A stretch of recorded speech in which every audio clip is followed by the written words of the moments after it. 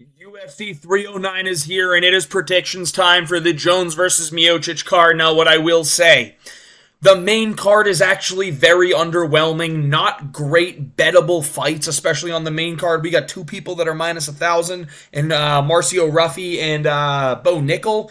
Then you got a minus 750 favorite in Jon Jones. You got Oliveira, who's a big favorite, who might be picking the underdog there. Just stay tuned. Chick fight going on in the main card, too.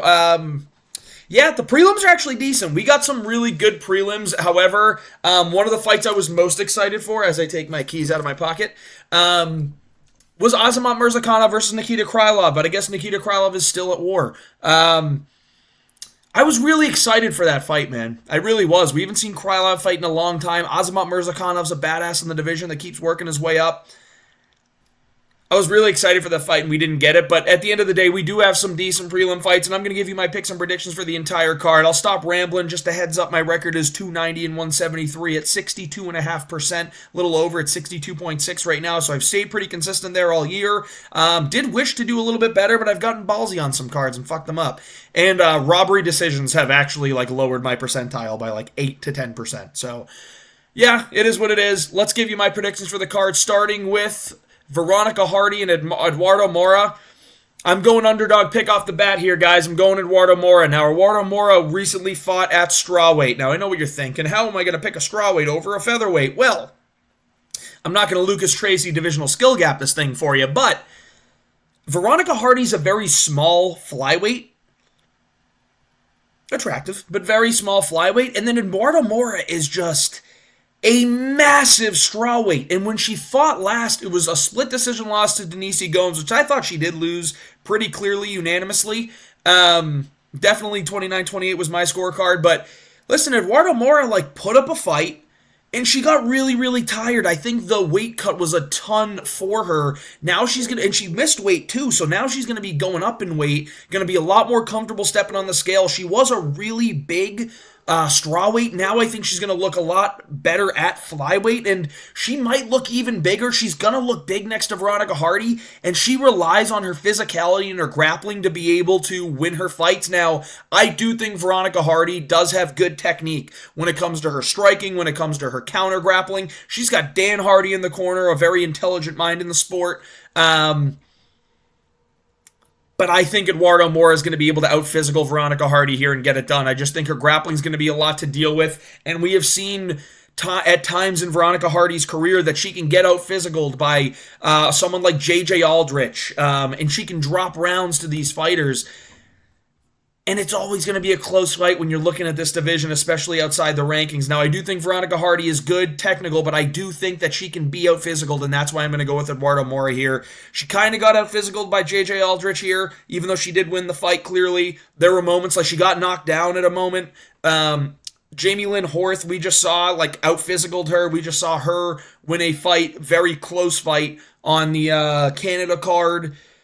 Juliana Miller is a terrible fighter, so I don't really rank that win. Everyone beats Juliana Miller. And then Poliana Viana, she got a sub against it 5 years ago, though, so I'm not really ranking those wins. I'm really looking at 2023 onward. Yes, she has improved, but she doesn't have the finishability in this fight. And I think Eduardo Mora does have the finishability in this fight. And when we saw her fight Denise Gomes, she hung in there. And we know of Denise Gomes. She's one of those Brazilian women that, she's very physically strong. She's shorter, so she's hard to get down. And Eduardo Mora did have points where she was able to be physical in that fight.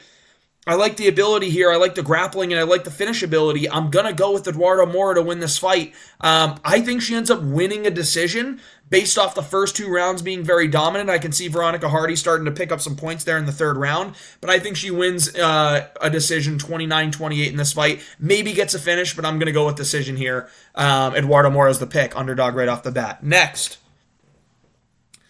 I want to pick Basel Hafez, dude. I think he's going to win this fight, but I just can't pick him, dude. I really just don't like the guy. I'm going to be brutally honest. I just don't like the guy. Oban Elliott's tough, though.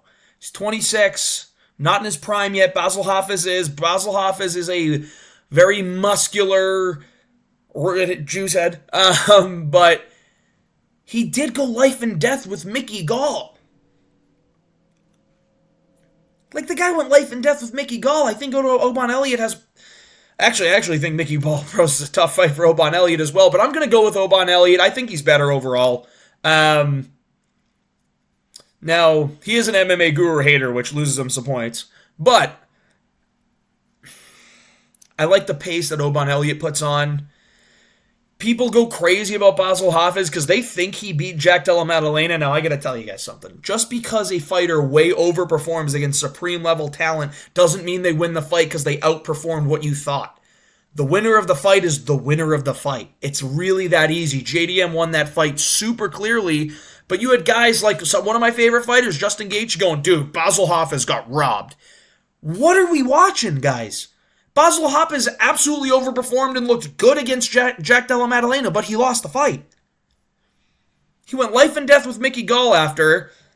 Wasn't able to knock him out. Now, I do think Hafez has some power, but I think he lost some speed and power when he stopped taking the juice. Looked like last fight he stopped taking it. And I actually like Oban Elliott's cardio as a massive advantage here. Now, I think Oban Elliott's hittable. I think he's crackable. But he improved tremendously from his first fight that I remember seeing him fight Val Woodburn to then fighting Preston Parsons. I also think Oban Elliott's a good personality, someone that can sell himself on the mic. He's the Welsh gangster, like that has pull. I think its fight's going to go to decision. I think Oban Elliott's going to get the nod. I think it's going to be a very, very close one. This has split decision written all over it. A very, very close fight. But I think Oban Elliott's going to get it done. I think he's going to pull away in the later rounds, land more volume. I don't think Basel Hafez is going to be able to grapple Oban Elliott here. I do think he's very physically strong, but I think Oban Elliott's takedown defense is really good. Good scrambles. And he is a little slow, but I think he's constantly working on that, and I think there's more improvements being made on the end of Oban Elliott than I do there are for Basel Hafez. I'm going to go with Oban Elliott to win this fight. 29-28, split decision. Oban Elliott's the pick. Moving on. Ramiz Brahimaj versus Mickey Gall. Mickey Gall is just like one of those MSG fighters. Like, you see him fight on these really big cards as a... he's always on the pay-per-view prelims. And it's always like he's in a slugfest somehow. He either gets cracked and knocked out in an entertaining way, or he goes to war with someone and he just toughs it out. I think Ramiz Brahimaj is terrible. I really do. He made things a little tricky on Themba Gorimbo. Themba had to make him very boring in this fight. Like, yeah, he's fighting at Fortis, but Fortis is a great gym. But, like, look at this resume. He got knocked out by Max Griffin, decision by Court McGee, decision by Themba Gorimbo, and he subbed Millard Gilmore. That's a president. It's actually Millard Fillmore. I know my presidents. But I don't like the level of competition. I don't like that 2-year gap here. The inactivity was a lot.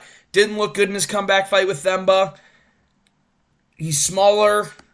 I don't know that he has the grappling advantage. I think Mickey Gall's decent in the grappling, like decent enough for this level of a fight.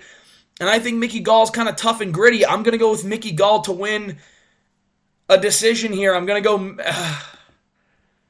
we're going to go Mickey Gall decision. Man, he's lost 3 fights in a row. Morono, Malat, Hafez, Mike Perry.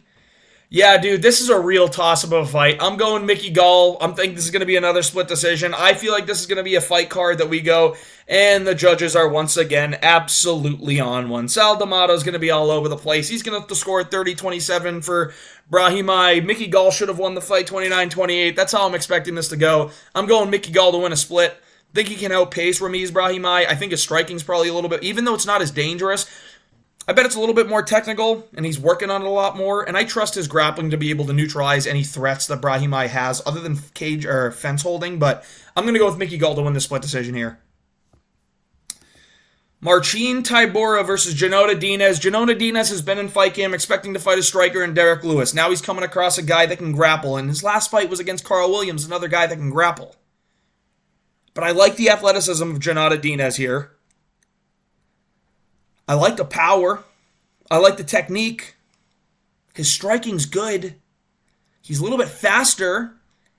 And Marcin Tybura's 39. He's coming off a brutal, I think it was an armbar submission.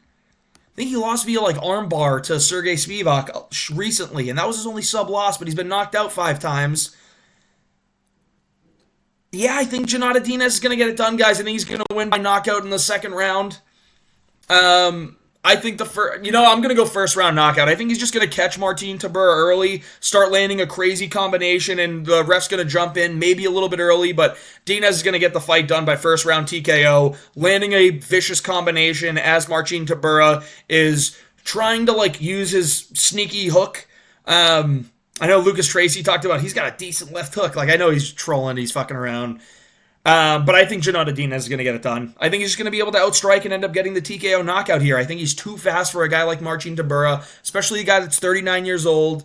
Tybura's fighting a guy that's very similar to him in size now, but definitely does not have the speed advantage. And if Janata Diaz is able to get up and sprawl from takedowns that Carl Williams is throwing his way, I do think Carl Williams is more athletic of a grappler than Marcin Tybura. Maybe not as technical, maybe not as good, but it's more athletic. So I like seeing that. And I gotta imagine that Janata Diaz is training a lot of grappling in his MMA fights, because even though Derek Lewis is a guy that he's going to stand on the feet with and try and pick his shots, it's a guy that I think could possibly take him down, especially with how Derek Lewis has been talking about him wrestling.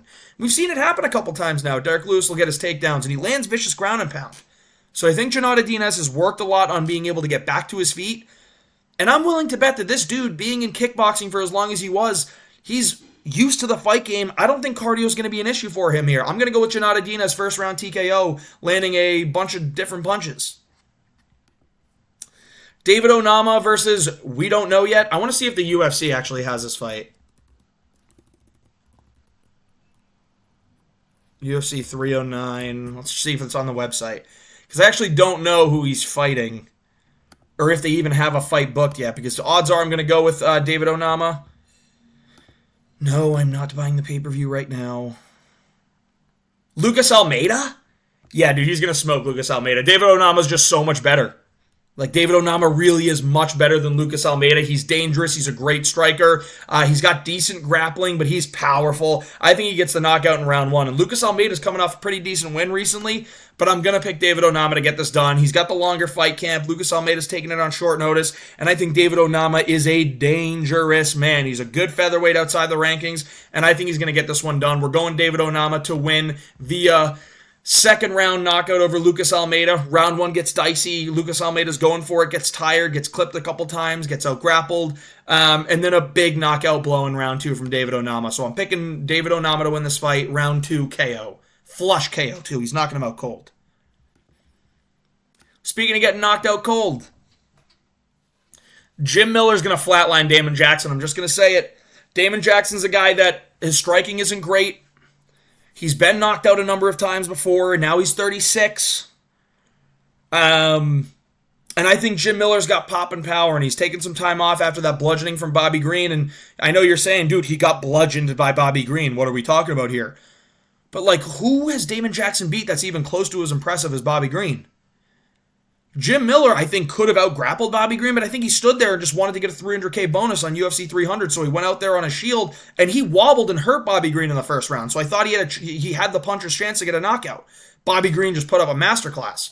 I'm not going to knock Jim Miller for that. I think Jim Miller has tremendous grappling to be able to counter the submission threat and the grappling of Damon Jackson. I think Jim Miller's stronger.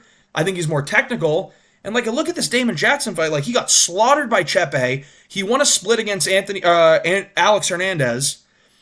Lost a decision to Billy Quarantillo. That's not a great look. Got knocked out by Dan Ige. He subbed Pat Sabatini. Yeah, but I think Jim Miller's on a better level than some of these other guys. And Damon Jackson's going up to fight to lightweight. That's Jim Miller's weight, man. I think Jim Miller's going to be able to get it done, and I think he's going to be able to get it done via knockout in round two. I think he's going to blast some low kicks that are really going to bother Damon Jackson, take him off his feet. The grappling exchanges, I think, are going to end up neutralizing, and this fight will predominantly take place on the feet. And I think Jim Miller is just really good and has a lot of power when he's in those boxing kind of exchanges. I say really good. Yeah, he's 41, but the dude's been doing it for a while. He's one of the most winningest fighters in UFC history. Might be the most winning. And he goes out there, dude, and he puts it on you. If you're not on his level, he's going to beat you. And I just don't think Damon Jackson is as good as Jim Miller is. I really don't. I get Damon Jackson. I'm getting a call. Sorry. We'll answer that later. I think Damon Jackson is just going to get KO'd, man. I just see it coming. I think Jim Miller's going to land that big left hand and he's going to get it done. I'm going Jim Miller by knockout in round 2 after beating up the legs of Damon Jackson early on. So I'm going round 2, knockout Jim Miller. And now, is this a featured prelim? Thank God it's not. Okay. I'm going to pick Chris Weidman. I think this is going to be a very close fight. I don't think Eric Anders is a better wrestler. I think he may be more athletic, but I don't think he's a better wrestler. I don't think he's better technically than Chris Weidman. And I'm willing to bet Chris Weidman can stall this one out, make it boring, make it slow, use his favorite patented eye pokes that the judges don't, or the referee doesn't call him on. I think he's going to be able to out slugfest Eric Anders here. I just think this is going to be an ugly, boring, bad-looking fight, and Chris Weidman's going to win it on the judges' scorecards because we're in New York. I'm going to pick Chris Weidman to win this fight. I think he wins, and I think he retires after. If he loses, he definitely retires. I think he wins, and he retires after. I'm going Chris Weidman to win a decision, and I think he retires after this fight. Yeah, that's the pick. Chris Weidman here. There's not too much to break down. I think this is just going to be one of those sloppy, ugly slugfests where it starts on the feet because both guys counter each other's grappling early, and it's ugly, it's bad technique. And then as rounds 2 and 3 go on, there is grappling being done, but it's a lot of like falling and flopping around and, just laying on top and not really doing too much damage because it's just a low, slow kind of fight. I'm going Chris Weidman to win a decision here. Moving on, Jonathan Martinez versus Marcus McGee. I'm going Jonathan Martinez underdog here, man. I think J-Mart has some of the best leg kicks in the game, and just because Aldo shut him down doesn't mean that he don't have them anymore. Doesn't. I think Jonathan Martinez can get this one done. I think he can get it done, I'm going to say dominantly. I think Marcus McGee is a dangerous man. He's a problem. But I also look at his age and like, dude, he's 34. He's 9-1. Doesn't have as much experience as Jonathan Martinez. He's a little bit older. Like, how much better is he really getting consistently? He's getting to that point where he's exiting his physical prime, especially for bantamweight. I think Jonathan Martinez is going to be able to get it done here. Now, I think Marcus McGee is going to this fight knowing he's got to address the leg kicks, but just because Jose Aldo addressed them doesn't mean that Marcus McGee can. Like, there aren't many people in the entire history of the sport of MMA that are as good at addressing leg kicks as Jose Aldo is. And, like, Marcus McGee sure has power, and Jonathan Martinez's boxing is very meh, but his kickboxing's good. Like, those kicks are good. His Muay Thai is excellent. Like, don't underestimate when they're in close, Jonathan Martinez being able to blast knees and blast elbows, and I think that's going to be what helps him win this fight here. I think he's going to chew up the legs of Marcus McGee early, and then as it gets close, Marcus McGee is going to start winging crazy stuff in range. He's going to be able to slip, land body knees, land elbows off the break, and really hurt Marcus McGee. I think we're going to see an absolute butchery from Jonathan Martinez here. This may age terribly, and Marcus McGee may lay out Jonathan Martinez flat. It's a very real possibility. But I'm going to pick Jonathan Martinez to get it done. I've seen more out of him. I like his diversity of his strikes. And I really do think he's a top 15 level guy. He's a really, really good fighter, and I'm seeing a plus 120 line here. I'm going to pick J-Mart to get it done, and I think he's going to get it done via a round 3 finish. Just Marcus McGee has taken too much damage, and he honestly, he might win the leg kick TKO here or like a body shot. I see something that's not going up top. I see like a body shot or a leg kick landing, and Marcus McGee just crumbling to the ground, and referee jumping in to stop it. Round 3 finish via TKO or KO from Jonathan Martinez. I think he gets it done, dude. I'm a big Jonathan Martinez fan, man. Let's not discount just because he lost to Aldo, who is a top 10 GOAT. All right, this is where we're going to be able to kind of move through this fast, guys. Marcio Rufy is just on another level than James Lontop. I'm picking Marcio Rufy, and I'm picking him to win by second round knockout. Now, I understand that James Lontop has a chin, but I think this is the fight where James Lontop gets knocked out, goes back to the regional scene, racks up a couple wins, and then comes back into the UFC when he's like 27, 28 years old. Marcio Rufy's a problem coming out of the Fighting Nerds. You can't pick up against any of these Fighting Nerds right now. They're going out there and they're beating the piss out of people and knocking them out. Carlos Pratis, Jean Silva, Caio Bajallo, they're going out there and putting out these star-level performances. The gym is just filled with guys who have super unique, great striking, and fun styles. And they go out there and get finishes. They have good takedown defense. I'm going to pick Marcio Rufy to get it done. James Lontop's not really a grappler. He's a guy that wants to stand on the feet and box with you. We saw him do that against Slava Claus, and he had moments where there was some success. But Slava, I don't think he has the technique. I don't think he has the power that Mauricio Rufy has. I don't think he may have, like, he has great speed, but Mauricio Rufy has different kind of speed. You know, he has those, like, scissor trip takedown attempts. I mean, this is the guy that everyone's calling the new Conor McGregor, the Brazilian Conor McGregor. I think this dude's going to come out here and just put a beating on him. And James Lontop, like, while he's lost twice, Padilla's not an easy fight.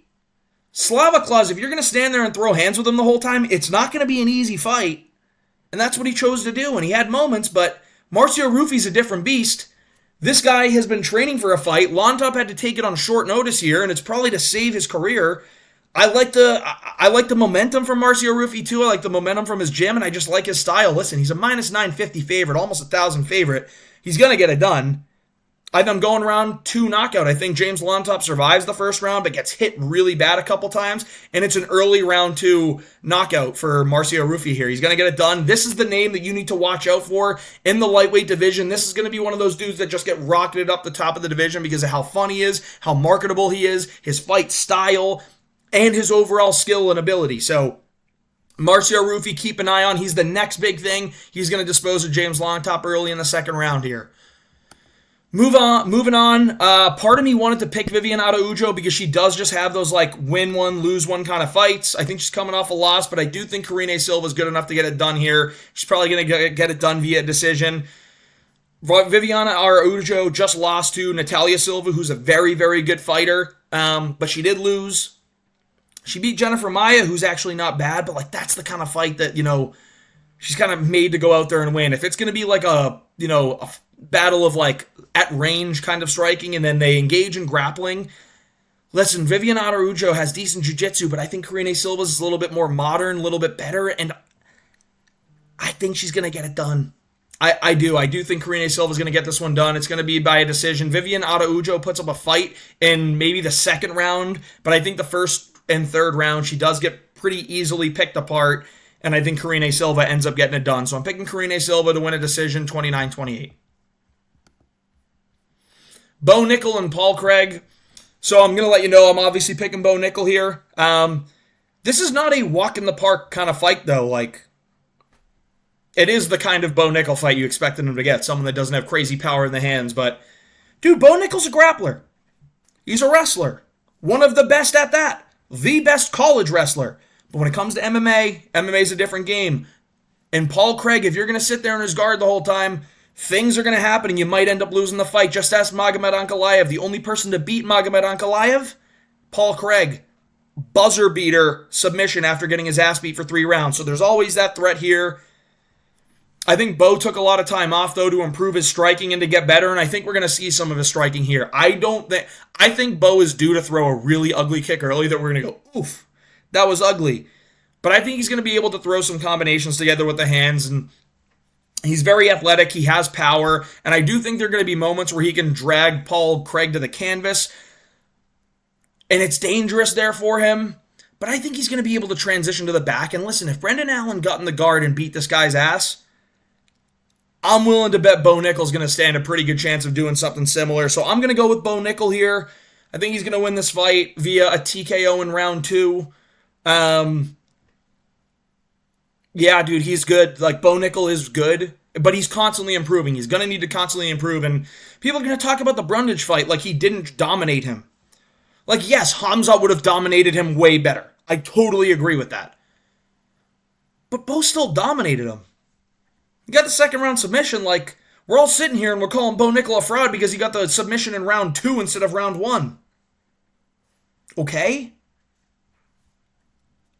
I just, it was one of those things where Cody Brundage's body language going into that fight was different too. He went in there like, all I got to do is go in there and try not, like, I'm expected to lose this fight. Why not just give it my all? That was the first time I've seen Cody Brundage try in a fucking fight. So I'm going to pick Bo Nickel to get it done here. I do understand there are a ton of dangers with Paul Craig in the submission game, but I don't think there's dangers on the feet, really. And I think Bo Nickel's smart enough and going to play this smart enough where he's going to win the fight. Let's be real, if it goes to decision, they're going to give it to Bo Nickel as well. He's more marketable. I don't like that this is a featured fight. I don't think he's ready for a featured fight spot. I get that he sells pay-per-views to wrestling dads. I understand that. Just, dude, I look at this and like, dude, you can put him as the main card opener, or you can even put him as the fourth fight in the card. But like, you got these are the fights before. I'm cool with Rufy opening up the card. You're going to get a sick knockout. But then you should have like Jonathan Martinez here instead of Araujo and Karine Silva. Or Bo Nickel down and the Jonathan Martinez fight up there. I think it's just going to be more entertaining. But I'm going to go with Bo Nickel to win this fight. Second round, TKO. I think we see a little bit of the hands in this fight, and we start to get a little bit more impressed. Moving on. Michael Chandler's getting a knockout in the first round. I'm saying it. It's too perfect for Charles Oliveira to get it done. That's what I'm saying. It was just... I think Chandler's a really tough matchup for Oliveira. We saw that in the first fight. Chandler beat the fuck out of him for a whole round. Oliveira got the back of Michael Chandler and couldn't submit him. Didn't submit him. Not couldn't, didn't. Chandler looks like he's in some of the best shape of his life. Now, I do worry that he might be a little overtrained. Power's the last thing to go. Say what you want about his fight IQ. It's dumb as rocks. Say what you want about his technique. It's fucking terrible. But he is that little ball of muscle that people with Charles Oliveira's style will tend to struggle with. And I get it, Oliveira's got some pop and some power. And he landed a perfect left hook before.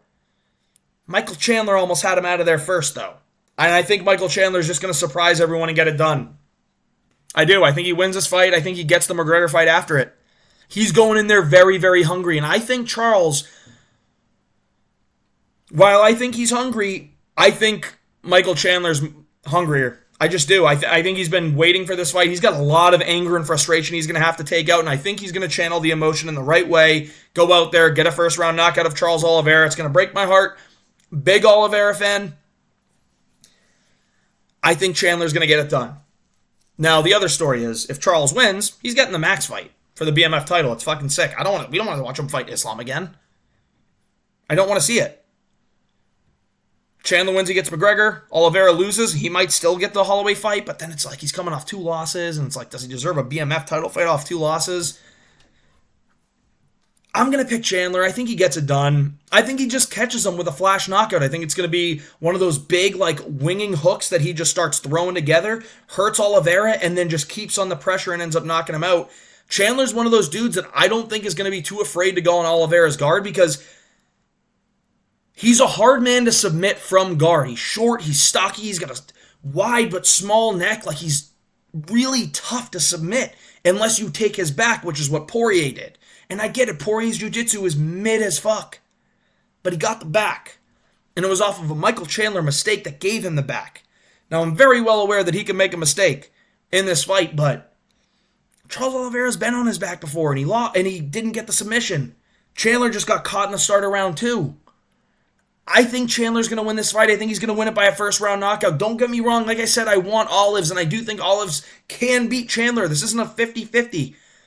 Like, Olive's line is minus 265. I'm very well aware that he is a better fighter than Michael Chandler, but when they step in the octagon together, I like the ability of Michael Chandler to land a crazy shot on Oliveira and get knocked out. Oliveira doesn't have crazy good head movement. He kind of just relies on the fact that, yeah, if I get hit, I'll just go down and you're not going to want to come into my guard. Michael Chandler's dumb enough to go right into that guard and just try and posture up and land crazy shots. So I'm going to go with Michael Chandler to win this fight, and I think he's going to flash knock out Oliveira in round 1. And then he's going to go, Conor McGregor, stop running away. God bless, I'll see you at the top, Conor McGregor. Why don't you fight me, Conor? And Conor's going to go, you mad fucking fool, I'm not fighting you little mad rat. I want Max Holloway for the BMF belt, mate. Yeah, fucking mad fool of a thing. And Charles is just going to be sitting there all sad. Like, I hope Olives wins, bro. I really do. Because I think if he wins, we get to see the fight that we want to see, which is Max Holloway and Charles Oliveira. But I'm going to take Michael Chandler to get it done. I think he's going to get the knockout. I'm picking him as the underdog. Michael Chandler round 1 knockout. And then the fight that we don't want to see, Jon Jones, Stipe Miocic. I'm going to pick Jon Jones to win. And I don't think it's going to be early. I actually think Stipe is going to take a round off him. I think Stipe's going to maybe lose the first round in the grappling, keep the fight on the feet for the second round, and take the second round and really start to go, whoa, wait a minute. Stipe's in this fight. Round 3 is going to be close. Jon Jones is going to take it, barely. And then round 4, Jon Jones is going to end up getting some kind of ground and pound TKO where he's in a dominant position and just lands violent elbows.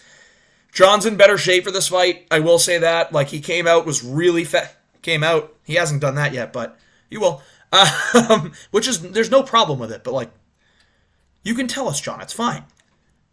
I think Jon is going to end up getting a ground and pound TKO here. He's going to be in better shape. Last time he fought Ciryl Gane, he was fat. He was fat and out of shape. And he still dragged Gane to the mat and submitted him. But Gane has no submission defense game. I think Stipe has good wrestling. I think Stipe has good hands in boxing.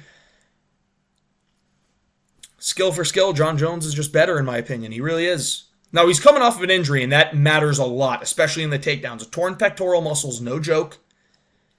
But, like, we're going to go, Jon Jones is 37, dude. Why would he fight Tom Aspinall? Well, he's fighting a 42-year-old Stipe Miocic, so it's like, we already know. I'm not going to do the normal bitching, the fact that Stipe is coming off of a loss 3 years ago, and his last time he won a fight was in August in 2020 with DC, so it's now over 4 years since he had a win, and he's getting a title fight that he doesn't deserve. We all know this. Should be Aspinall. Now, I think Jon Jones is going to go out there, win an underwhelming decision that we're all going, yep, this is kind of what we thought would happen. It wasn't that great of a fight. We all knew this. Dana and Rogan are going to glaze him. Rogan's going to cry on the commentary desk because he's going to go, no one does that to Stipe, man. Jon Jones really is the best. Inspiring what he's done, coming back from maybe a USADA suspension, beating the piss out of his wife and hitting a pregnant lady, to come back in the octagon and to get a win. Jon Jones, man, he's different. DC's going to be pissed off. He's going to be like, I fucking hate this dude, which DC we all do. Don't worry. We're always going to be Team DC over Jon Jones here on the Sandbox MMA channel. Big DC guy over here, most criminally slept on fighter in UFC history. Don't at me. Or at me. I don't care. DC is the guy. He's awesome. And he's a good dude, too. Jon Jones just isn't. But he's a hell of a fighter. He's going to beat Stipe Miocic. And I think he avoids the Tom Aspinall fight in the octagon. I think he flirts with the idea of Pereira. I think the crowd's going to boo him the second he ducks Tom Aspinall. We might see a really sad moment where Aspinall gets up and tries to go to the octagon. Jon Jones waves him off, says no. Dana doesn't allow him in, and we're sitting there like, well, here we are with the heavyweight division stalled out. Jon Jones calls up Pereira. Pereira's probably going to oblige. I hope. Now, this is what I said in my other video of absolutely roasting Jon Jones, but Pereira has the chance to be the hero that the UFC desperately needs. Now, he's already done that by saving multiple pay-per-view cards this year. But he has the chance to be an absolute hero. He has the chance to go out there and say, nah, I want to fight with Tom Aspinall instead of Jon Jones. I think that's more of it's a bigger fight. I think it's one that is scarier. It shows me really how good I am compared to the rest. Dude, he has the opportunity to go out there and just absolutely kick Jon Jones to the side and terminate his legacy by saying, no, Jon Jones, I'd rather fight Aspinall. He has that ability. We all want to see Jones versus Aspinall. We know that. I think Aspinall would. I think after this performance, people are going to go, you're going to have the Jon Jones glazers that are going to go, dude, there's no way Aspinall stands a chance against this guy. Told you he was the GOAT. Told you he was the GOAT. Jon Jones is the best that we've ever seen. He's not a goat. He's a duck or he's a chicken, whatever you want to call him. He's a cat for a pussy, whatever. But I think Aspinall at the end of this fight, most logical fans are going to look and say, yeah, dude, after this fight, I'm very convinced Aspinall lays him flat. Too bad we're never going to see it because Jon Jones is a bitch and he's going to duck. And then Dana White's going to go on his thing after where he's going to go, dude, Jon is the best pound-for-pound guy just to try and discredit everything that Ngannou's done in the sport. We get it. You hate Ngannou. It's totally fine. But we're going to end up here with a situation where the heavyweight division is still going to be stalled out. Aspinall's not going to get what he wants. We're not going to get what we want. And that's just how it's going to go. Jon Jones is going to win this fight. He's going to win it by an underwhelming round 4 finish. And we're going to go, yeah, left a lot to be desired on this card, guys. This would have been really good in 2021. That's one of the things I want to say. Shout out Bedtime MMA, dude. If you don't follow his channel, you're missing out. This guy's fucking awesome. But dude, this is the most 2021 card of all time. This fight would have been sick in 2021. This fight literally happened in 2021 as a title fight. Paul Craig was relevant in 2021. Bo Nickel wasn't even in the sport yet, but Vivian Aderujo was. This fight literally has 2021 written all over it. This fight literally has 2016 written all over it. It's like the flashback fight. I don't know, dude. I don't know what the UFC did think they were throwing together this pay-per-view and being like, yeah, this will sell out better than... You just know that in the post-fight, Dana White is going to go on the press conference and say that this sold out more than Khabib. Yeah, what's the question? Yeah, highest selling gate in MSG history. Never seen a Knicks game come close. This is the greatest event in UFC history, guys. We sold the most tickets. Biggest gate, biggest pay-per-view sales. Yeah, Jon Jones is the number one pound for pound. Any educated fan knows that Jon Jones is just the best. And John, please don't release the video of me with Diddy. That's what Dana White's going to say. Thank you for watching. If you enjoyed the content, please like and subscribe. I don't see this as being a card that everyone should be all psyched up about. Like, yeah, Marcio Rufio is going to be a very entertaining fight, but I don't know. I think Martinez and McGee are going to be a really good fight, but outside of that, like, I'm not too thrilled about this card. Would have been great in 2021. I just don't care about Jon Jones unless he's fighting Tom Aspinall, dude. Like, if it was Sergey Pavlovich that knocked out Tom Aspinall, I would have said the same thing. I want to see Jon Jones defend his belt, the so-called undisputed belt, against the actual contender in the division, not a dude that's been sitting out for 3.5 years, coming off a KO loss, and who's 42 years old.